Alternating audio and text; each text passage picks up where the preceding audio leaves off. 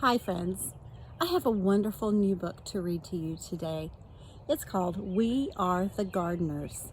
This book is by Joanna Gaines and her children. Chip and Joanna Gaines are the originators of all the magnolia interests in Waco, Texas. And they also did the fun HGTV program Fixer Upper. They're a sweet family, just very transparent. And this is a wonderful book. I wanted to finish up our gardening week with this book, We Are the Gardeners. It's a wonderful little inscription too. I wanted to make sure I read that to you as well. To our dad, you have taught us that we can do hard things and to never give up, even when we fail. What a wonderful thing that would be if we all taught that to our children. I hope that we do. So I hope you enjoy this book, We Are the Gardeners.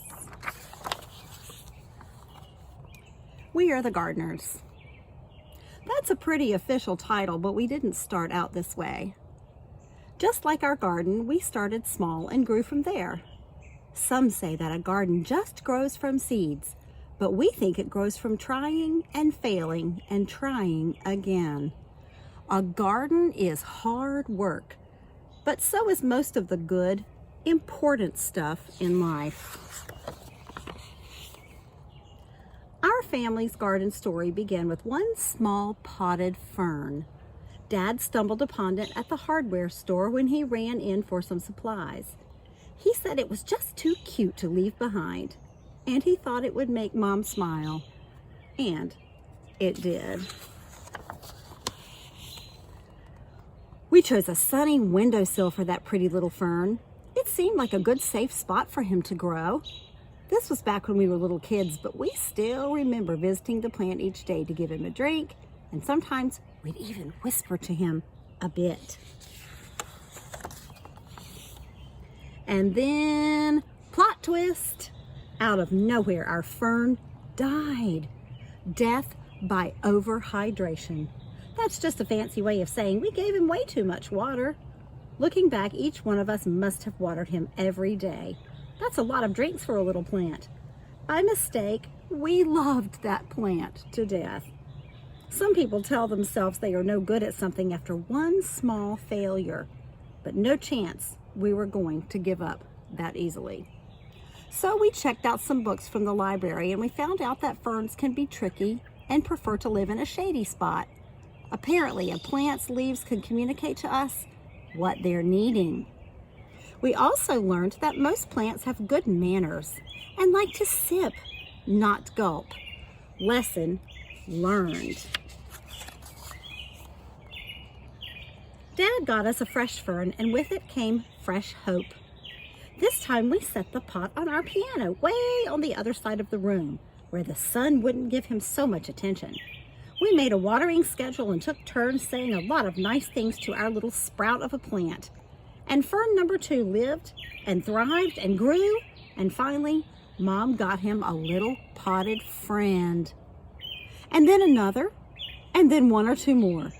We noticed that talking to our plants actually helped them grow bigger and stronger, so we added some songs and jokes into the mix. Unlike when we overwatered, 0 plants died from us talking too much. Pretty soon, plants were taking over the house, and Dad said it was time to graduate to outdoor gardening. Mom was as excited about the new outdoor garden as we were, and she started talking about it with a dreamy look in her eyes. That's when Dad called a family meeting so we could come up with a real plan. We all gathered around the kitchen table and got to work dreaming, planning, and drawing things out.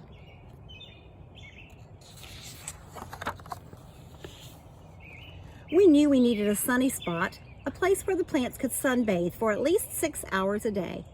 We'd be red as radishes if we did that, but plants just love it.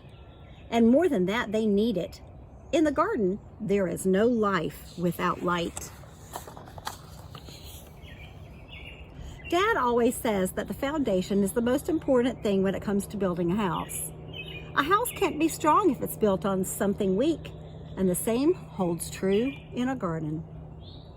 So we made the foundation of the garden strong. We filled it with something called soil, good soil, which includes a bunch of tiny living things called organisms, can grow things in it.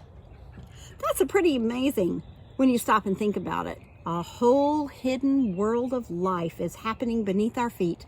Just because you can't see the good things with your eyes doesn't mean they're not there. And another cool thing about soil is that it feeds and strengthens the seeds we sow, and then, like a miracle, plants and flowers burst out of the ground. We also knew we needed our garden to get plenty of water. Rain is the very best thing for plants to drink, but it's hard to know when and if rain is coming. So a couple other options to keep plants hydrated are to collect rainwater or use a sprinkler or garden hose to get the job done. Once we had a location with plenty of good soil and a watering plan, we got right to work. First things first, seeds. The most fun part of planning out our garden was deciding what to plant.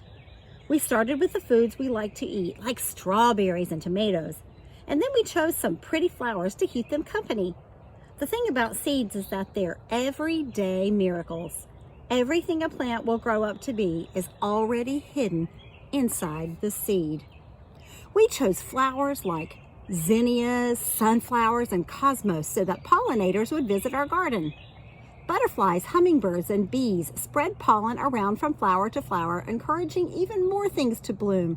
We like knowing that little helpers are out there in nature, working with us to help this garden grow. The bees must have put the word out that we had a pretty good thing going, because sure enough, all sorts of other critters started to arrive. We quickly found out that there were 3 types of bugs in our backyard: the good, the bad, and the ugly. Let's start with the worst part. It was a pretty sad day when the aphids arrived. They are some of the more well-known villains in the gardening world. They suck the life right out of plants. But then the ladybugs showed up to eat those pesky aphids for lunch. Ladybugs are for sure a part of the hero camp, bravely protecting our plant friends from harm. And we've got to tell you about earthworms.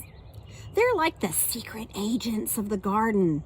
Earthworms eat all the dead things like old roots and leaves and turn them into life for the soil. Every time we found one, we would all high-five and celebrate. They aren't pretty, but who cares? They're awesome, and we love seeing them hard at work. We realized pretty quickly that we needed to keep the weeds out. They are like the true bullies of the garden. Weeds try to steal water, sunlight, and nutrients from our fruits and veggies, and it's our job to make sure those little rascals don't take over. If we ignore the garden for too long, the weeds run wild and hurt our beloved plants. It's so much easier to just do a little bit every day. We were officially gardeners and had a real-life garden to prove it. The garden became our pride and joy. Day in and day out, we tended to our plants, making sure they got plenty of sun and water. Every time a new plant sprouted up from the ground, our excitement grew right along with it. As time passed, our garden grew bigger, and so did our family. When our garden was finally in full bloom and growing tall, we'd run through the aisles and watch the butterflies flutter around us. But one day, as we were mid-skip, we noticed some trespassers helping themselves to lunch. And by lunch, we mean half the garden. Animals may look cute and innocent, but some have a sneaky side. They can wipe out a garden in no time flat. The chickens ate the vegetables, the goats ate Mom's roses, and the bunnies weren't picky at all. They ate anything in sight. Saying goodbye to that many happy plants was even harder than throwing away our very first dead fern. We debated if we should just give up. Was it really worth it to start all over again?